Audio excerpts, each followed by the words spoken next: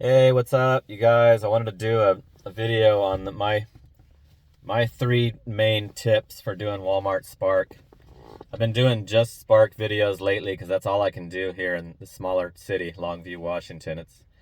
I've pretty much given up on logging on to Uber Eats. It takes like 2 hours for it to go off, and then sometimes it's a decline order. But the three main tips that I've learned. And I learned Walmart here in this smaller town because I didn't really like it when I first tried it back in Chandler.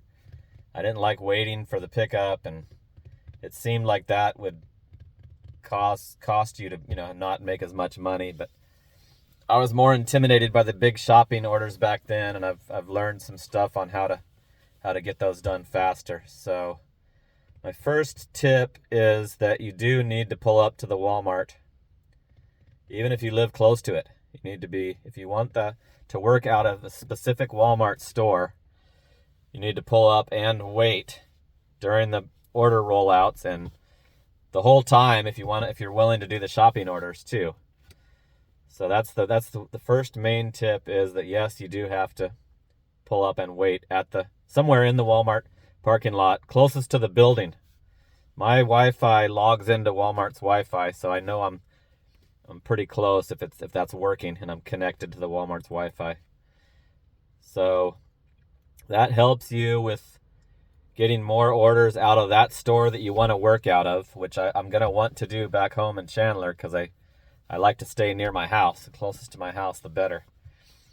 And that'll save on gas than getting called to the other stores. And back home, I get orders from like 18 different Walmarts in 4 or 5 different cities surrounding the area. So I'm right by Tempe, I'm right by Mesa, I'm right by Gilbert, and Phoenix is a little further away, but I think they give a couple Phoenix stores too when I'm sitting there right near my house in Chandler. So I'm going to try that when I get back home and just wait at the store, even though it's walking distance from my house. I'm still going to pull up to the Walmart store and wait there and see if it's way better for me.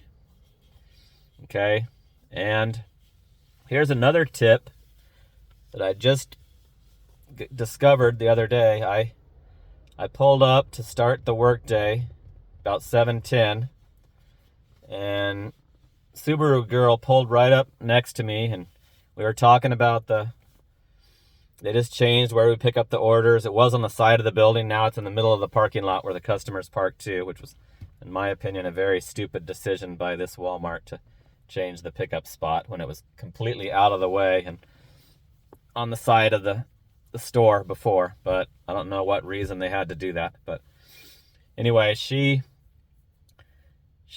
chat with her for a little bit. Then she gets out of her car, and then another driver that a lot of people don't like, because she'll only talk to a few specific other drivers, and then including me, a bunch of and Marilee and Bobby, and she gives them dirty looks and stares them down and won't say a word to them. And Marilee offered to take her cart back when she did a shopping order to the thing, and she just refused and did it herself. And so that girl that I won't say her name because a couple people have subscribed that are drivers here in Longview, so I don't want her to get pissed off that I'm busting her out. But Subaru girl and that girl, the mean girl, went into the store, and then they come back out like 10 minutes later, both of them, and they both get in their cars, and then Subaru girl tells me that there's only 79 picks for the whole day. It's going to be terrible.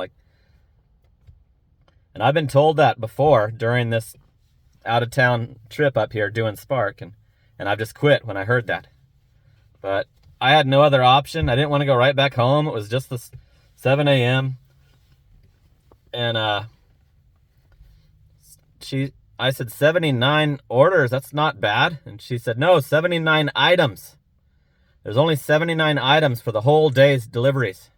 And I was like, oh my God, geez, that's crazy. So I actually took a cheap single delivery because of that.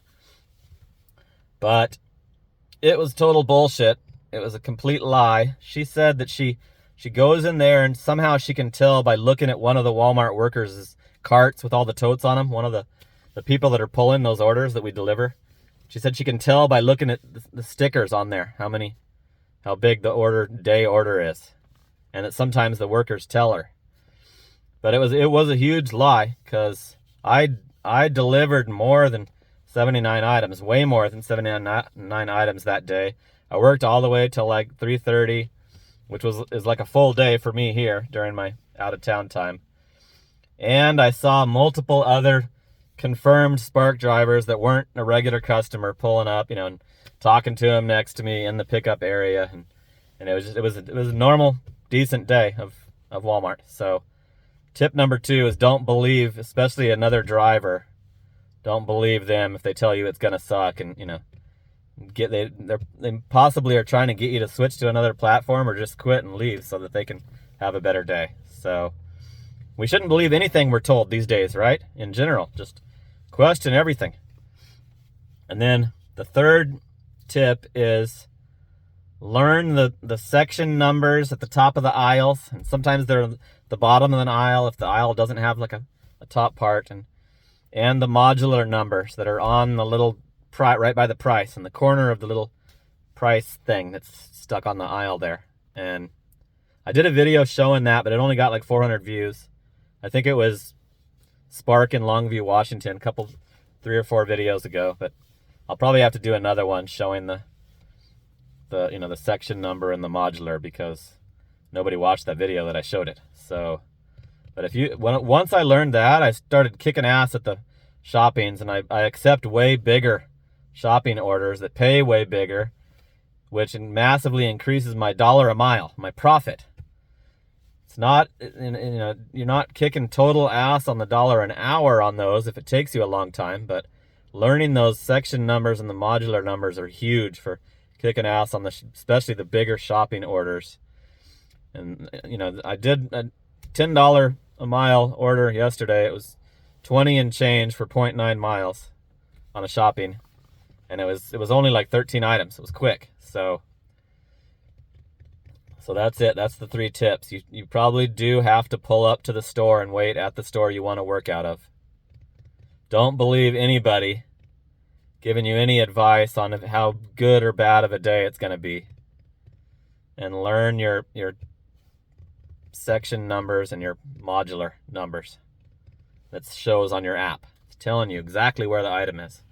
It's important that you know those modular numbers so you can completely confirm that item isn't there, and you're not screwing the customer over and saying it's not there just because you don't see it. And so if you pinpoint the modular number, you know exactly if they have the item or not. So I booked my hotel for going home. I'm going home on September 6th, and I'll spend the night a little more than halfway back in Nevada, and then I'll be back in town in Chandler September 7th. So be ready for the payday videos to start back up again, and more ride-alongs, and I'll check and see if I still have my GoPuff account, and it's been like 5 months since I've done a GoPuff delivery, so I want to see if that account's still active.